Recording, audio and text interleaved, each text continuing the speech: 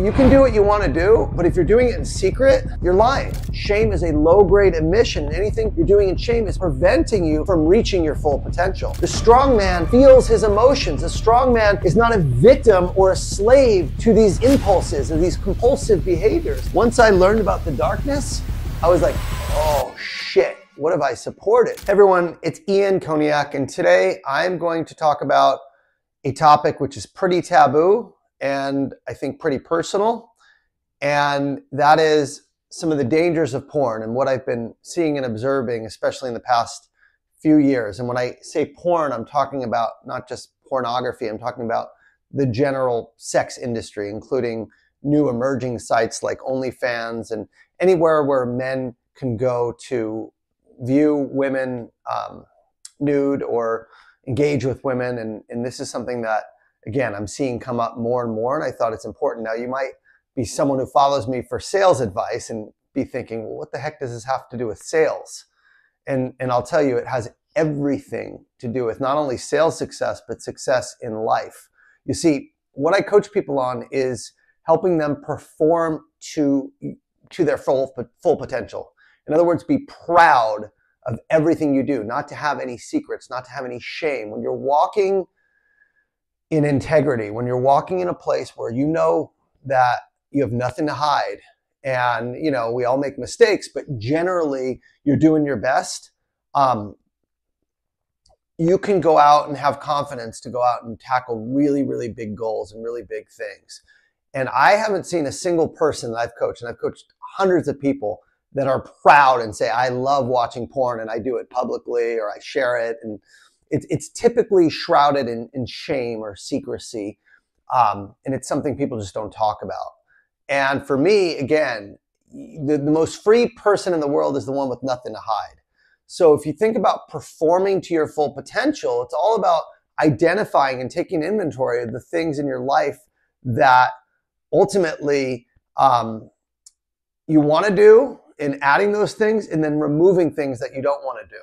It's not just porn. It could be other addictive habits, like going on your phone too much, or drinking at night, or generally addictive behaviors that don't help you accomplish your goals. But I'm seeing porn come up more and more in men, just because of the availability, accessibility, and frankly, affordability. It's free for so many people. Now, my personal story is I stopped watching porn 4.5 years ago, and I had my own struggles with addiction, and sex addiction was one of the many addictions that I was challenged with. I was also on Adderall. I got drunk on the weekends, and I made a lot of changes which allowed me to save my family and model the behavior I want for my children, and also break kind of that generational curse of addiction that's been in my family.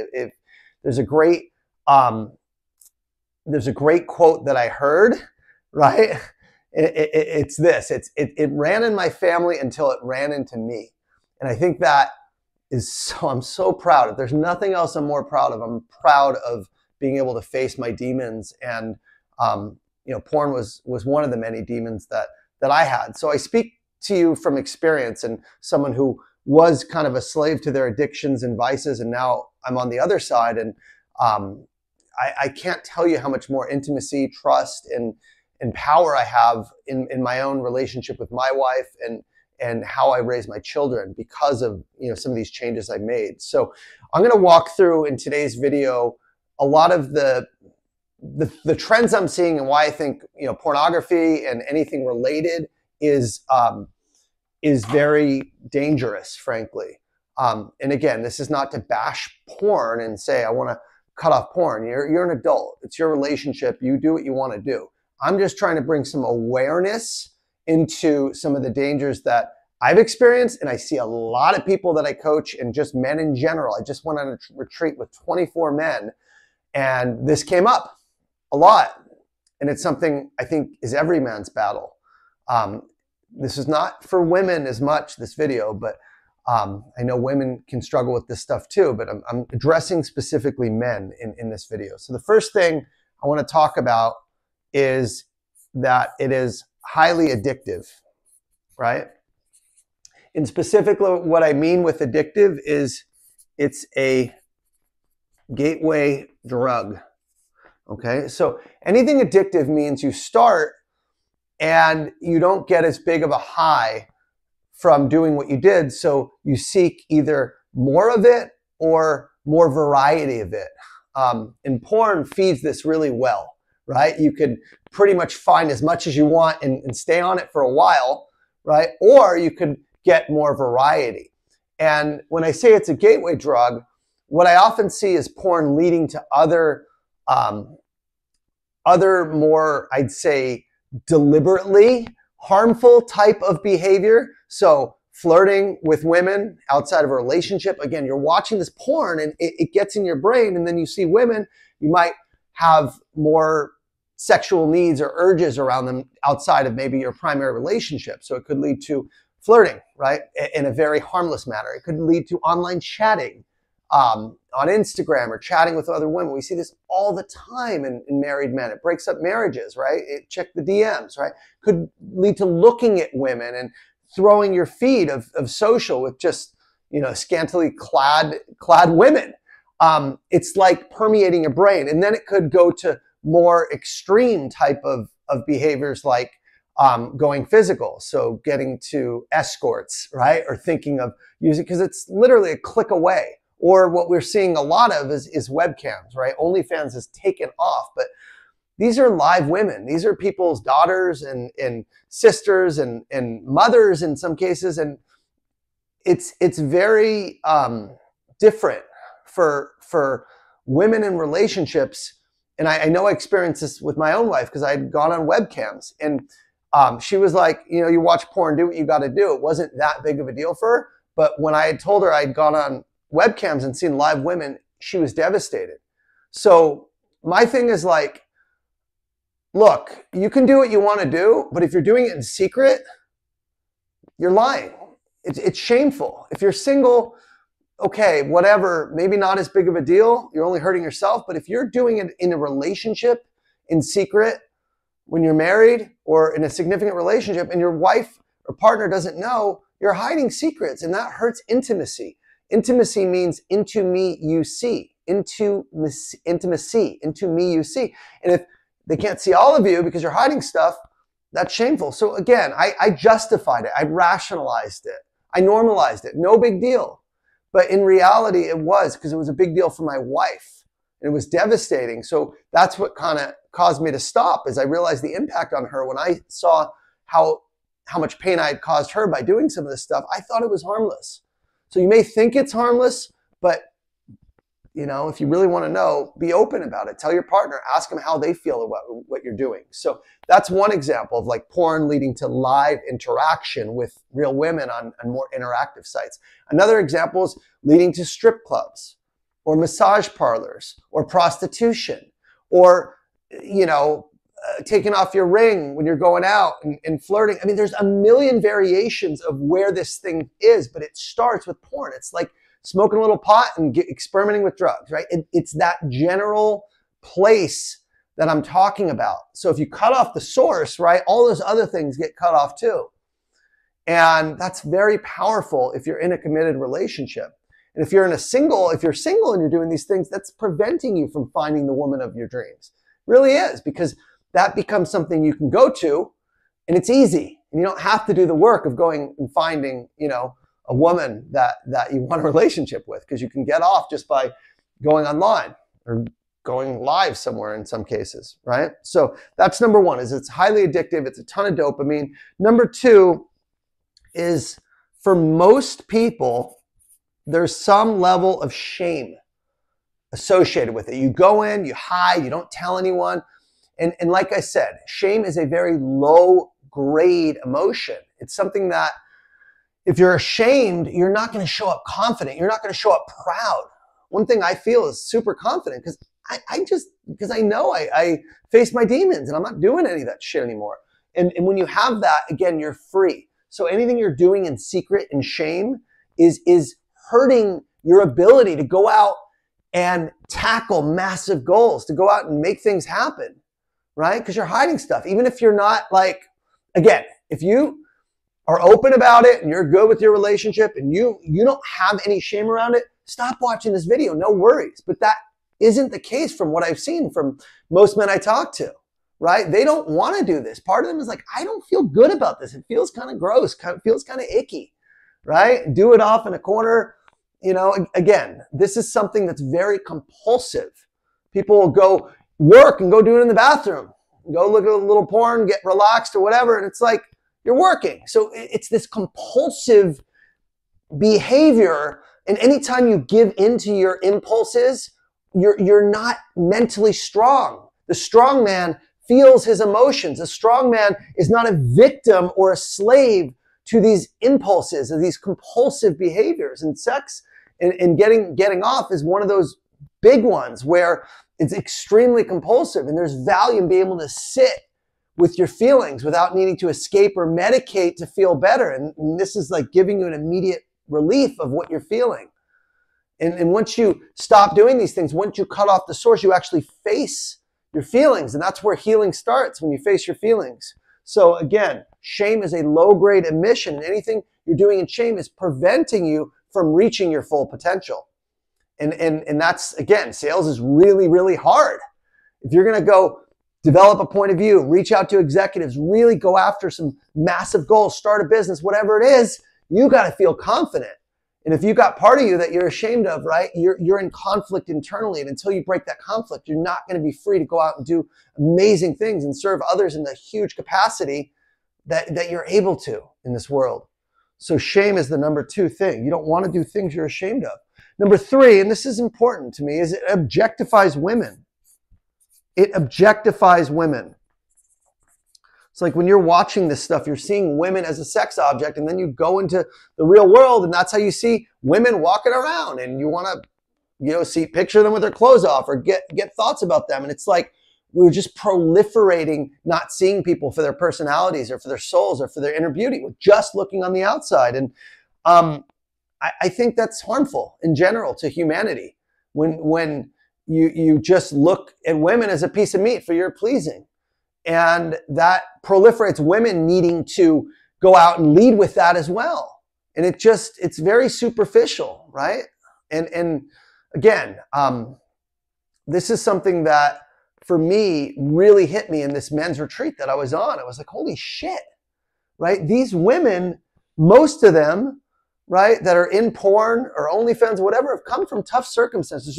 Most of them are not like, yeah, I'm going to start a business and let's go and power to women. Most of it is, they've been abused, right? Or molested, or they've had addiction issues, or they came from a broken family and they're doing this, to survive, but they have their issues. No one chooses to just take off their clothes for money. Most people don't. And again, I can't speak to people's motivations about why they do this, but I do know that there's a lot, especially in porn. This is kind of the 4th reason. If you're a man and this is how you're looking at women, it's going to extend to how you look at your relationships, and you're not going to see the inside. You're not going to be a better listener. You're not going to connect and have intimacy with your partner when you're doing things that objectify women in general. And for me, again, I think that leads to, the 4th thing, which is harms your, I'm going to say, real sex life. I guess that's the best way to put it. When you're objectified women and you're seeing women that are doing crazy things and getting like gorgeous, maybe half the age of your wife or whatever, like, how are you going to get so turned on if you know you can go to that anytime? That becomes sex for you. Masturbation to pornography or whatever it is becomes your sex. And that actually hurts the ability to connect deeply with a real woman, because that's what you view and associate with intimacy and closeness. And I say that because what we're seeing now is less and less, teens having sex, which I think, on the surface might sound like a good thing, but it's because they're not able to connect. Teenagers are not able to talk to real women because they're just, in this digital world. And that's a big problem. And when they do, they don't know how to connect properly because they are in flux with all this porn. And it's like, a woman. And it's even if you're married, forget about young people. right? If you're watching that stuff, you're going to expect your partner to potentially do some of those things or act that way, or you're going to lose attraction to your partner. So what we're seeing is erectile dysfunction in men because they are looking at so much porn. They can get it up for themselves in porn, but they can't get it up in real scenarios with women because they're comparing themselves to these guys, or they're comparing their women to these girls, and that creates a lot of insecurity. And again, anything that's going to harm your sex life or your ability to connect with women is generally not a good thing for you. It's not going to help you improve your relationship, that's for sure. And this is, people don't have sex with their wives. Well, they got to get it somewhere, right? So where are they going, right? They're going elsewhere, and that doesn't help you bond. But in my experience, again, when I stopped watching porn 4.5 years ago, you still have that sexual energy, but you either have to know how to channel it and use it for creation, or you are with your partner.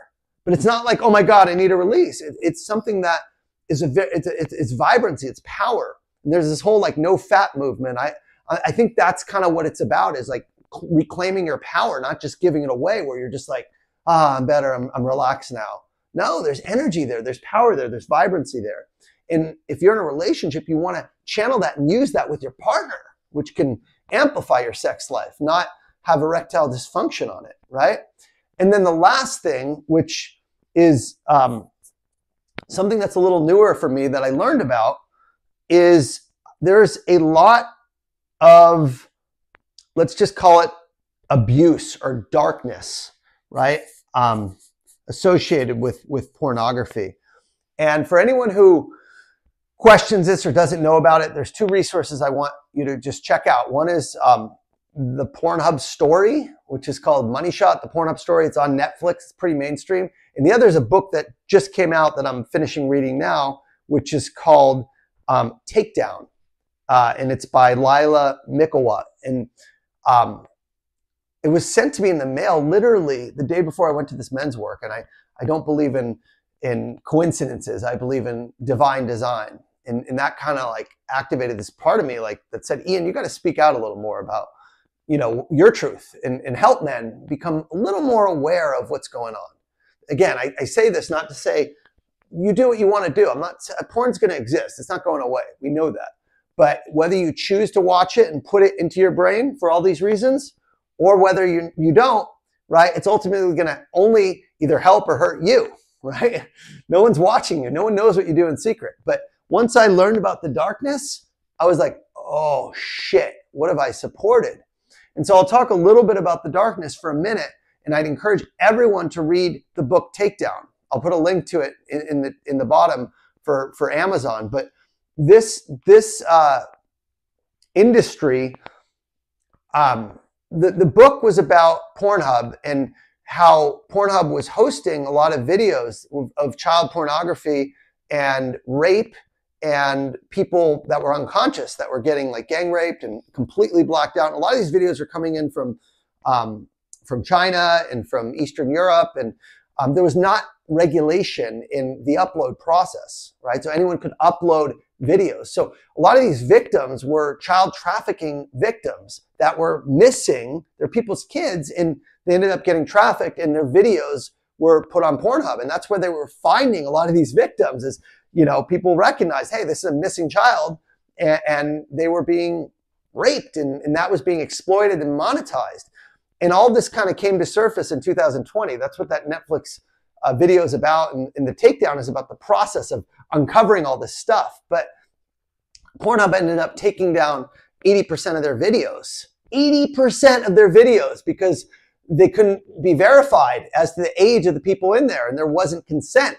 So a lot of these videos, again, you're talking about revenge porn. You're talking about people that are secretly filming, right? And a lot of these people are could be underage, and that's what men like, right? Younger women, and it's just really kind of sickening to think that I was part of complicitly supporting a site that was hosting some of this stuff, and that's, it's still there, right? Maybe it's in the dark web. Maybe Pornhub, Pornhub ended up getting sued massively. The Justice Department got involved. They ended up having their CEO and the COO left, the company got sold off. I mean, it was a huge, scandal. But kind of like being aware of it and learning what you're complicitly supporting. Maybe you don't watch violent videos or incest videos or freaking like unconscious videos. I hope to God you don't. You probably wouldn't be watching my channel if you did.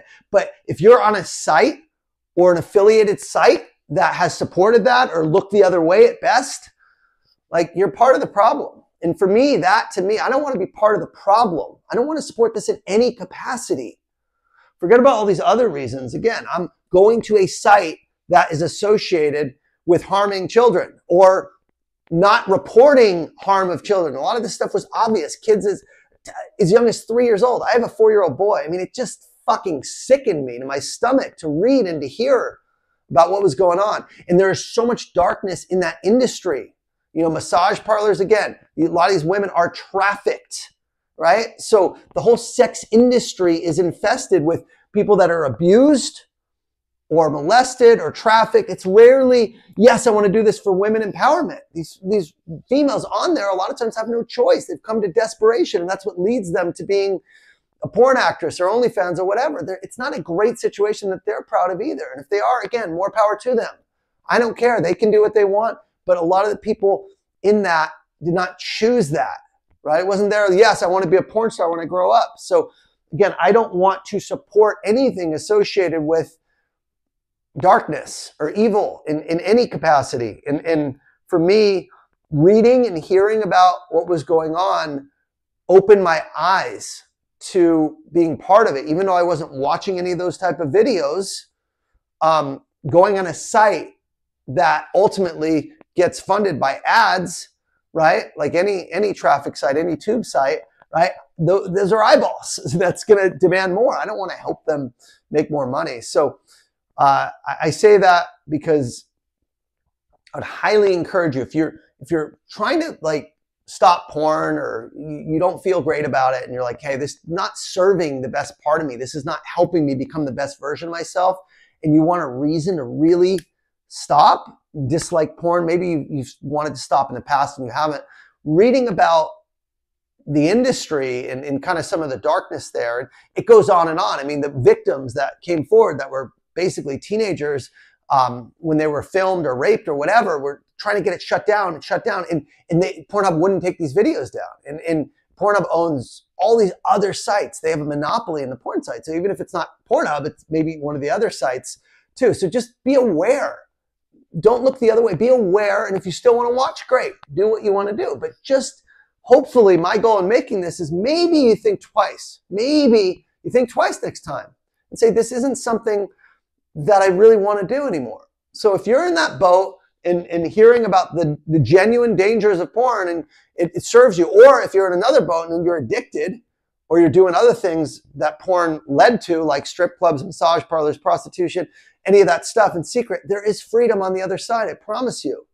But what I would advise you to do is to get some help. Get some help. You can't go at it alone. The shame cycle is real, right? You do some of the stuff, you feel bad, right? You want to feel better, you do it again, and you kind of stay stuck in this shame cycle. That's any addiction.